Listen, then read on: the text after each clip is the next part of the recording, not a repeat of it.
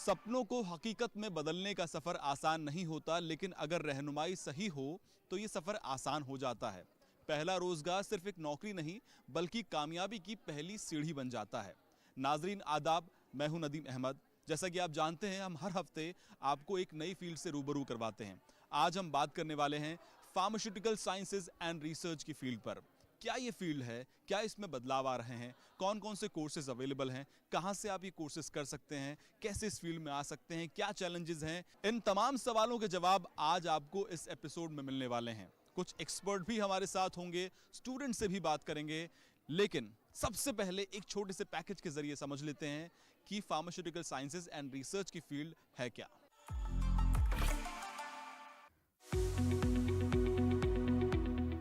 Pharmaceutical science का मतलब सिर्फ दवाएं बेचना नहीं, बल्कि नई अद्वियात की तहकीक करना, उनकी अफादियत को जांचना, साइड इफेक्ट्स को कम करना और महफूज तरीके से मरीजों तक पहुंचाना है। इस शोबे में आप बतौर रिसर्च साइंसदां, quality control officer, drug safety associate, clinic research coordinator या रेगुलेटरी अफेयर्स स्पेशलिस्ट काम कर सकते हैं। तालीमी एतबार से इस मैदान में आप B pharma, D pharma, M pharma कर सकते हैं। इसके बाद पीएचडी करके रिसर्च के मैदान में मजीद आगे बढ़ा जा सकता है। कई यूनिवर्सिटीज अब क्लिनिक रिसर्च और फार्माक्यूविजिलेंस में खुसूसी डिप्लोमा और सर्टिफिकेट कोर्सेज भी फराहम कर रही है। याद रखिए, एक मुअस्सर दवा की तैयारी बरसों की मेहनत का नतीजा होती है और जो नौजवान इस मैदान को अपनाते हैं वो सिर्फ अपना मुस्तकबिल रोशन नहीं करते, बल्कि लाखों जिंदगियों में उम्मीद की किरण भी जगाते हैं।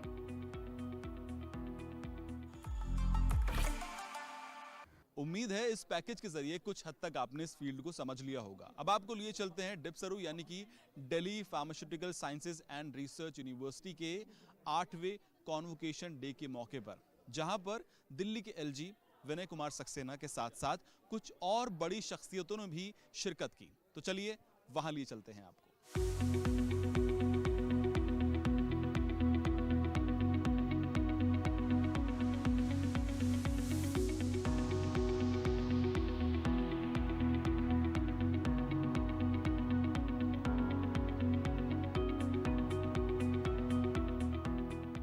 It gives me immense pleasure to be present here today for the 8th convocation ceremony of DISPRU.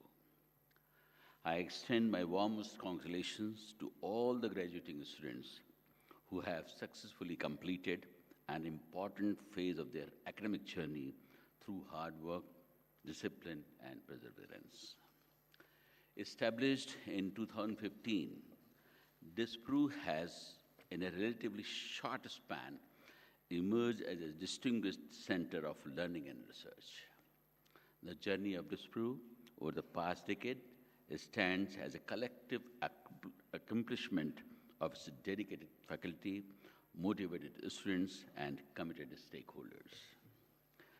Through consistent efforts to uphold the high standard in education and research, the university has firmly positioned itself as a leading institution in the domain of pharmaceutical sciences, healthcare management, and allied health sciences, contributing meaningfully to national priorities and social well-being. Dear graduating students, today is your letter day.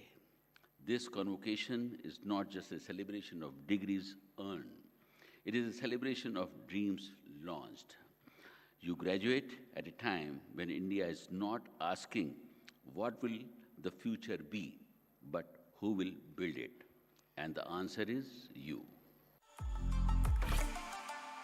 Convocation day के बाद अब programme में आगे चलते हैं, जहां हम कुछ एक्सपर्ट से और कुछ स्टूडेंट से बात करेंगे ताकि हम इस फील्ड को गहराई से, बारीकी से समझ पाएं। फार्मास्यूटिकल साइंसेज एंड रिसर्च की फील्ड पर हम बात कर रहे हैं और इस फील्ड को बारीकी से समझने के लिए, इस फील्ड की गहराइयों को जानने के लिए हमारे साथ एक बेहद खास मेहमान मौजूद हैं। डिप्सरू यानी कि Delhi pharmaceutical sciences and research university के वाइस चांसलर, आपका नाम है professor P Ravi Chandiran V. Sir खैर मकदम है आपका हमारे इस खास शो में। Namaste. This is Professor Ravichandran V, Vice Chancellor, Delhi Pharmaceutical Sciences Research University. We conduct academic program, pharmaceutical sciences, physiotherapy, biomedical sciences, sports sciences, management, and with the different kind of certificate program in the clinical research also we conduct. Sir सबसे पहले मैं आपसे यही समझना चाहूँगा, आपने बहुत सारे सब डिविजन्स बताए फार्मास्यूटिकल साइंसेज के। अगर मोटे तौर पर हम इस फील्ड को समझना चाहें तो बतौर एक्सपर्ट आप क्या कहेंगे? Pharmaceutical sciences, basically it is a integration of science for application of pharmaceuticals, in which the healthcare is a complex challenges. The chronic problem like metabolic disorder and associated challenges and progressed into that fatty liver, which again damage that the system to the cancer level. This is our projection here, metabolic disorder associated steatotic liver disease, in which AIIMS Delhi, the metabolic gastroenterologic unit and cancer the division, Dr. The chief and oncologist Samir Bakshi is associated with our activity on MSLD. Basic problem here addressing MSLD is currently symptom based, the problems are addressed by the pharmaceuticals. What is the cause for the symptom, chronic disease and other the challenges in the healthcare system need to be addressed with the cause to control. Controlling of that, the cause of the problem, cause for the pathogenicity to be controlled by pharmaceuticals. This is our aim with the bi-specific. Cause to be controlled, existing the management, symptom-based management to be addressed. This is a way we started to do. ILBS, the Liver Institute, is our collaborator working with this objective, and AIIMS Delhi. JNU Delhi is a collaborator with Anushandan National Research Foundation, the PAIR program research. They are the hub institute. The Dipsuru University is at the spoke institute to address the objective of the problem. Sir अगला सवाल मेरा आपसे ये कि आने वाले वक्त में हम किस तरह के चेंजेस फील्ड में देख सकते हैं, क्योंकि एआई भी अब धीरे धीरे बढ़ रहा है, डेवलप कर रहा है अपने आप को, तो फार्मास्यूटिकल्स फील्ड में, इस इंडस्ट्री में किस तरह के चेंजेस आप आने वाले वक्त में देखते हैं? फार्मास्यूटिकल अभी बैच प्रोसेस चल रहा, किसका batch process, it takes huge time and major facility requirement for the batch process, either key starting material, active pharmaceutical ingredient, and even in the generic formulation also. But current technology with flow technology, which enriches the flow system with AI based testing technology, and which address the global regulatory requirements, US FDA and other regulatory requirements like the UK requirement, Middle East. So our domestic regulatory requirement, CITSCO, all it is need based on that AI technological development, which aligns that the starting from the basic material, key starting material to formulation. This is a flow technology, continuous manufacturing and testing of that every stage by which that the support of AI, which enrich the global monitoring, it happens. The man-made mistakes would be reduced, and here that the impurity will be reduced, the yield of that, the productivity increases, and cost of that, the formulation cost also, it comes less. It is a again we could improve into global demand and competence of that, the either it is in the Europe or with the US based technology, China based technology, they emerged. We need to match the competence of this technology over this continuous manufacturing and flow technology. Sir, दुनिया में pharmaceutical sciences and research की field में हमारे मुल्क को आप कहाँ देखते हैं और डिप्सरू का क्या रोल है उसमें? Pharmaceutical, the business aspect, India stands with that the position 3 in the value based. The volume based, it comes into 13 level. The value based need to be enriched, empower with our country stakeholders by the way of improving the capability of manpower that we are trying to do currently. How this larger molecule is taking into shape for the future healthcare management. This is a very essential mandate for the manpower development. Our focus goes with protein based therapy, cell therapy, where that the antibody drug conjugates are very specific to the problem, chronic problem, and the cancer, the challenges currently faced by the society. Sir, जो लोग इस field में आना चाहते हैं उनके लिए कोई मैसेज आपका, कुछ कहना चाहते हैं आप उनसे? There is a specific and specialized the skills need for that addressing the global competence. Academic qualification, one segment. At the same time, the capability of the academic qualification with capability, skill development, upskilling, specialized skilling to reach the compliance of the regulatory requirements and the global competence, it's the need of the day. And the graduates should improve their credential in the value based is a very need of the country. And I wish that value based focus on innovation which address that the business in the domestic and global to improve that the performance of pharmaceutical in the global market. Thank you sir, बहुत बहुत शुक्रिया sir हमसे बात करने के लिए। तो आप थे डिप्सरू यानी कि Delhi pharmaceutical sciences and research university के वाइस चांसलर। आपने बताया कि कैसा मुस्तकबिल है इस इंडस्ट्री का, हिंदुस्तान में ही नहीं पूरी दुनिया में, और क्या क्या चेंजेस आने वाले वक्त में होने वाले हैं। कुछ और एक्सपर्ट भी हमारे साथ होंगे, उनसे बात करते हैं। कुछ स्टूडेंट्स भी हैं, तो चलिए उनसे बात करने के लिए प्रोग्राम में आगे बढ़ते हैं। डिप्सरू के 8वें कॉन्वोकेशन डे के जरिए हम फार्मास्यूटिकल साइंसेज एंड रिसर्च की फील्ड को समझने की कोशिश कर रहे हैं, इस पर बात कर रहे हैं। और इस पर ज़्यादा बात करने के लिए, इस फील्ड को बारीकी से समझने के लिए हमारे साथ एक फैकल्टी मौजूद हैं। आपका नाम है डॉक्टर पारुल शर्मा, जो कि डिप्सरू में फैकल्टी हैं। मैम, खैर मकदम है आपका हमारे इस खास शो में। एक सवाल आपसे ये कि आने वाले वक्त में आप इस फील्ड के मुस्तकबिल को कैसे देखते हैं? इस फील्ड में क्या कुछ नया हो रहा है? सर, मैं बेसिकली फ़िज़ियोथेरेपी बैकग्राउंड से बिलोंग करती हूँ और मैं यहाँ पे स्कूल ऑफ फ़िज़ियोथेरेपी में फ़ैकल्टी हूँ।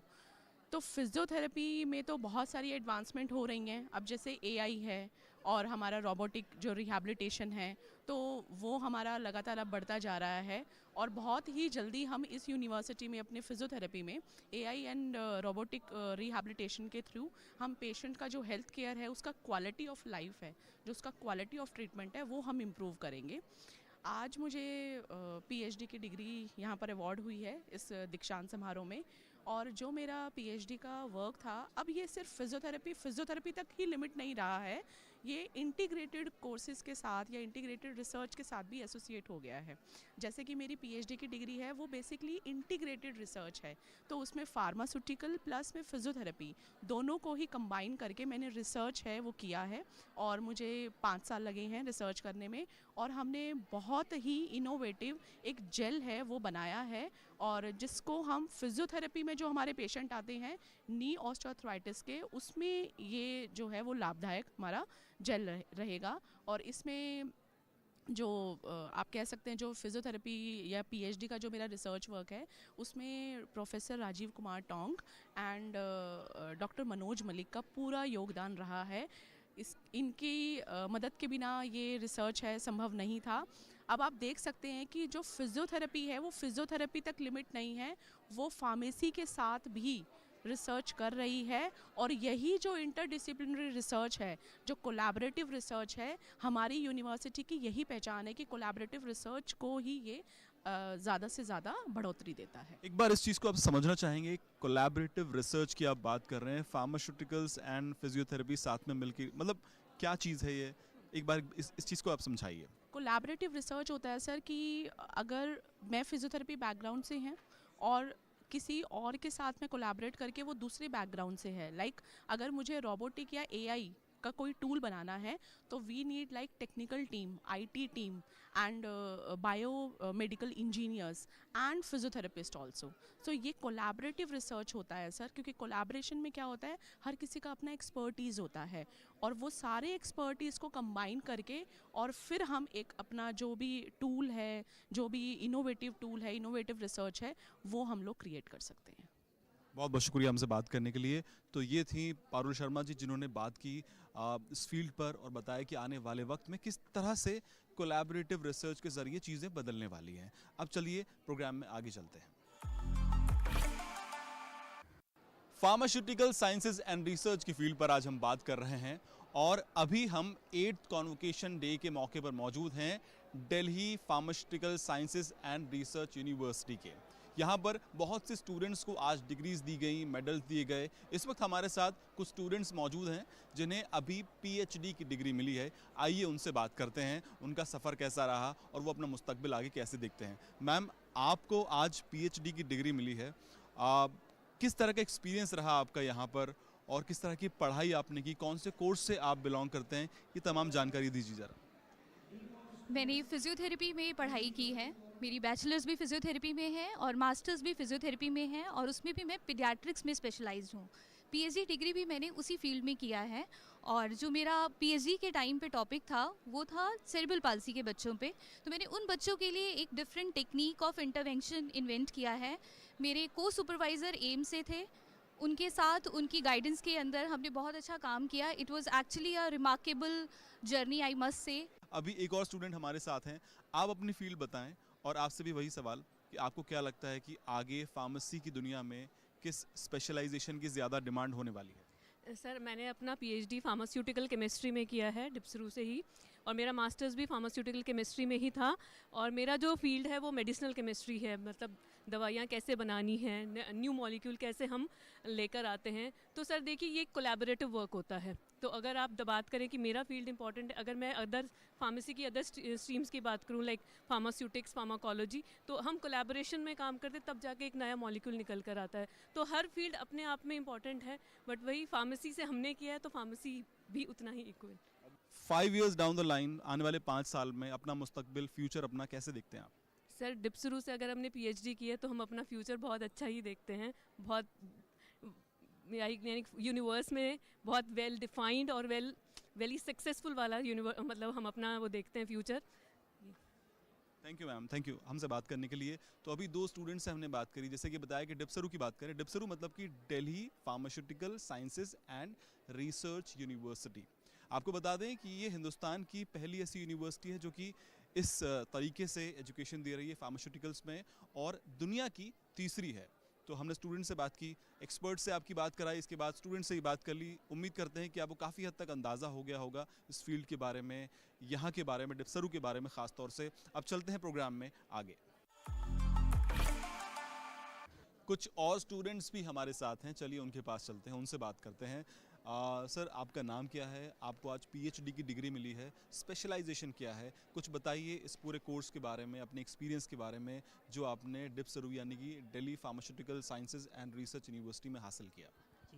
जी, मेरा नाम विवेक यादव है और आज मुझे पीएचडी डिग्री मिली है फार्मास्यूटिकल केमिस्ट्री से। और इसके अलावा डिप्सरू देखा जाए तो केमिस्ट्री के अलावा फार्मास्यूटिक्स का कोर्स भी चलाती है, pharmacology, pharmacognosy, pharmaceutical analysis, DRA, regulatory and master in pharmaceutical sciences. तो यहाँ पे मतलब देखा जाए कि इंडिया की पहली यूनिवर्सिटी है जो कि ये इतने सारे कोर्स एक जगह पे हैं, और वर्ल्ड की 3rd यूनिवर्सिटी है। तो यहाँ पे सारे कोर्सेज अवेलेबल हैं, प्लस यहाँ पे जो फैकल्टी मेंबर्स हैं, एक्सलेंस फैकल्टी मेंबर्स है, रिसोर्सेज है, फैसिलिटीज़ है R&D करने के लिए। प्लस इसके अलावा यहाँ पे जो न्यू जनरेशन है उनके लिए स्टार्टअप्स के लिए फैसिलिटी है। यहाँ पे डिप सेंटर है जहाँ पे आप अपना जो भी नया स्टार्टअप है वहाँ आप शो कर सकते हैं यहाँ के। Plus from the government of Delhi we can get funding also. तो यहाँ पे जो भी नए, मैं चाहता हूँ जो भी नए रिसर्च स्कॉलर हैं या फिर जो भी स्टूडेंट हैं, अगर आप दिप्सरू में आएंगे तो आपको यहाँ पे आगे रिसर्च के लिए काफ़ी मौके मिलेंगे और यहाँ पे रिसोर्सेज भी काफ़ी अच्छे हैं। चलिए, आपने बताया डिप्सरू के बारे में, यहाँ के एक्सपीरियंस आपने बताया कि काफ़ी अच्छी पढ़ाई हो रही है, एनवायरनमेंट काफ़ी अच्छा है। अभी हमने पीएचडी स्टूडेंट से बात की है, कुछ ग्रेजुएट लेवल के स्टूडेंट भी हमारे साथ हैं। अपना नाम बताइए और बताइए अभी आप यहाँ से क्या कर रहे थे या कर चुके हैं या कर रहे हैं, और अपना एक्सपीरियंस अपना शेयर कीजिए। मेरा नाम अमन शर्मा है। मैंने bachelor of science honours with specialisation in biomedical sciences complete किया है, जो कि 3 साल का कोर्स है Delhi pharmaceutical science and research university से। इसके साथ ही साथ मैंने अपने कोर्स करिकुलम में 2 एस्टीम्ड प्रीमियर इंस्टीट्यूट के साथ इंटर्नशिप करी है। पहला था इनमास DRDO एंड दूसरा था CSIR in IGIB, which is institute of genomics and integrative biology. इसके साथ ही साथ हमारे कोर्स में मैंने टॉप भी किया है और I am the gold medallist of my course. क्या बात है, अमन शर्मा गोल्ड मेडलिस्ट हैं ये। तो अभी हम एक गोल्ड मेडलिस्ट से बात कर रहे हैं। हाँ, आप कुछ बता रहे थे, एक्सपीरियंस के बारे में आप बात कर रहे हैं। मेरा एक्सपीरियंस इस यूनिवर्सिटी में बहुत अच्छा गया है। फर्स्ट टाइम मेरे को इस यूनिवर्सिटी का इतना कुछ नॉलेज था नहीं, बट जैसे मैंने यहाँ एडमिशन लिया एंड धीरे धीरे इस कोर्स के बारे में जाना, आई थॉट कि सबको ये कोर्स करना चाहिए। हर कोई अगर MBBS के पीछे भाग रहा है, नीट के चक्कर में अपने साल बर्बाद कर रहा है, लेकिन उसको ऐसा नहीं करना चाहिए। अगर 1-2 बार हुआ तो इट्स ओके, नहीं होता कोई बात नहीं। You are made for something else. आपको यही सोचना चाहिए कि हर चीज़ आपकी बस में नहीं होती, लेकिन कोई ना कोई अच्छी चीज़ आपके लिए रखी होती है। कोई ना कोई अच्छी चीज़ आपके लिए रखी होती है। तो बड़ी अच्छी बात अमन ने कही यहाँ पर कि अगर MBBS की तैयारी आप कर रहे हैं और अगर नहीं हो पा रहा है, कुछ साल निकल गए हैं, तो कुछ और मौके भी हैं, कई और अपॉर्चुनिटीज़ भी हो सकती हैं आपके लिए जो आपका इंतज़ार कर रही हों। तो हमें उन पर भी ध्यान देना चाहिए, जिसमें से एक मुझे लगता है कि फार्मास्यूटिकल की फील्ड भी हो सकती है। उम्मीद है फार्मास्यूटिकल साइंसेज एंड रिसर्च की फील्ड पर हमारी आज की ये खास पेशकश आपको पसंद आई होगी। अगले हफ्ते आपसे फिर मुलाकात होगी एक नई फील्ड के साथ। तब तक के लिए खुदा हाफिज।